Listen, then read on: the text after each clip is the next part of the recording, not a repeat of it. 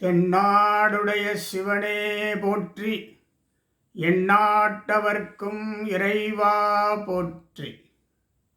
கோளறு பதிகத்திலிருந்து ஓர் பாடல். மதிநுதல் மங்கையோடு வடபால் இருந்து மறையோதும் எங்கள் பரமன், நதியொடு கொன்றை மாலை முடிமேலணிந்து என் உளமே புகுந்ததனால், கொதியுரு காளனங்கி நமனொடு தூதர் கொடுநோய்களான பலவும், அதிகுண நல்ல நல்ல அவை நல்ல நல்ல அடியாரவர்க்கு மிகவே. ஞானசம்பந்தப் பெருமான். மதிநுதல் மங்கை. மதிநுதல் மங்கை பார்வதி தாயார்.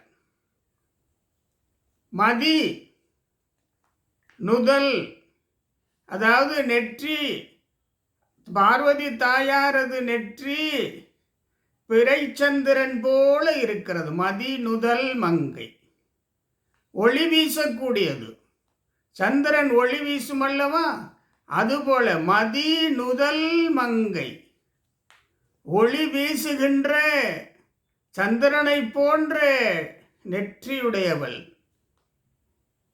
மதி நுதல் மங்கை. மதிநுதல் மங்கை. மதிநுதல் மங்கையோடு சிவபெருமான் அமர்ந்து வடபால் அமர்ந்து மறையோதும் எங்கள் பரமன். மதிநுதல் மங்கையோடு வடபால் இருந்து மறையோதும் எங்கள் பரமன், எங்கள் சிவபெருமான். சிவபெருமான் நதியொடு கொன்றை மாலை. நதி கங்கை. கங்கை நதி கொன்றை மாலை அணிந்தவன். தன்னுடைய சடையிலே, நீல் சடையிலே கங்கை நதியை கொண்டவன். நதியொடு கொன்றை மாலை முடிமேல் அணிந்து என் உளமே புகுந்ததனால், என்னுடைய உள்ளத்திலே சிவபெருமான் புகுந்ததனால், உள்ளத்திலே சிவபெருமான் இருப்பதனால், மதிநுதல் மங்கையோடு வடவால் இருந்து, அதாவது வடக்கே அமர்ந்திருப்பார் தட்சிணாமூர்த்தி, தென் திசை பார்த்து கொண்டிருப்பார். வடபால் அமர்ந்து மதிநுதல் மங்கையோடு வடபால் அமர்ந்து மறையோதும் எங்கள் பரமன், அனைத்து வேதங்களின் தலைவன், வேதங்களை படைத்தவன், மறை ஓதும் எங்கள் தலைவன்.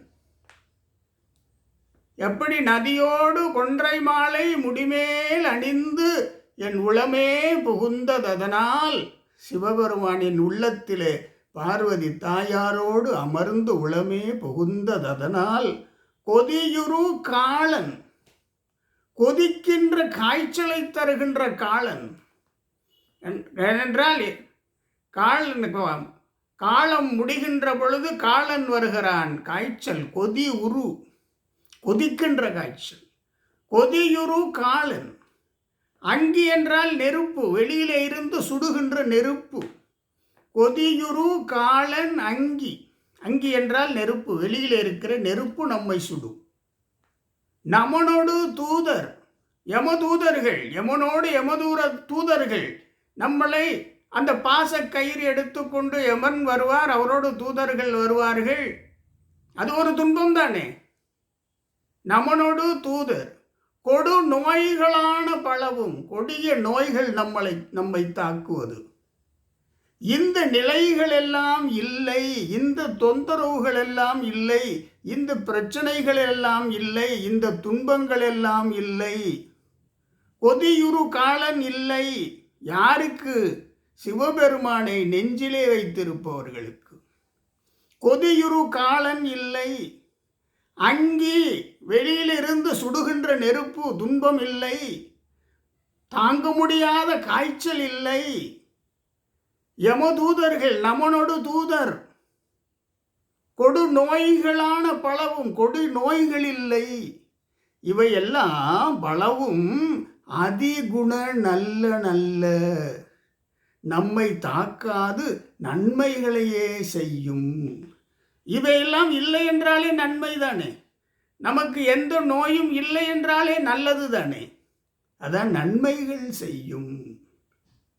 கொதியுரு காலனங்கி நமனோடு தூதர் கொடுநோய்களான பலவும் அதிகுண நல்ல நல்ல, அவை நல்ல நல்லனவே செய்யும். அதிகுணங்களோடு, நல்லவற்றை செய்கின்ற குணங்களோடு இருக்கும். நம்மை தாக்காது இருக்கும். தாக்காது இருந்தாலே நமக்கு நன்மை.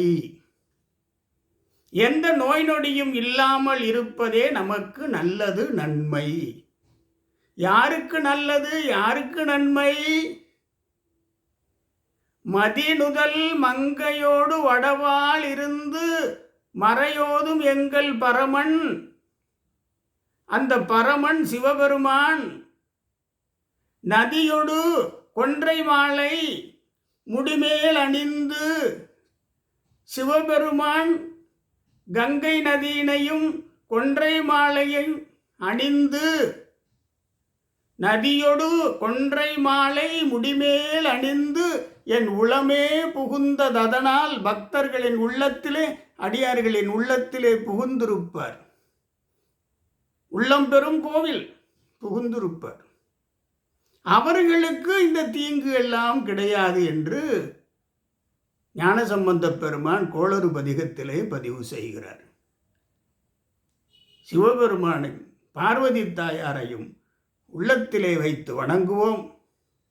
என்றும் சிவசிந்தனையோடு இருப்போம். சிவநெறியிலே வாழ்ந்திருப்போம். கொதியுரு காலன் அங்கி நமனோடு தூதர் கொடு நோய்களான பலவும் நம்மை தீண்டவே தீண்டாது. எந்நாளும் இறையருளால் ஆரோக்கியமாக மகிழ்வாக இருப்போம். தென்னாடுடைய சிவனே போற்றி, எந்நாட்டவர்க்கும் இறைவா போற்றி.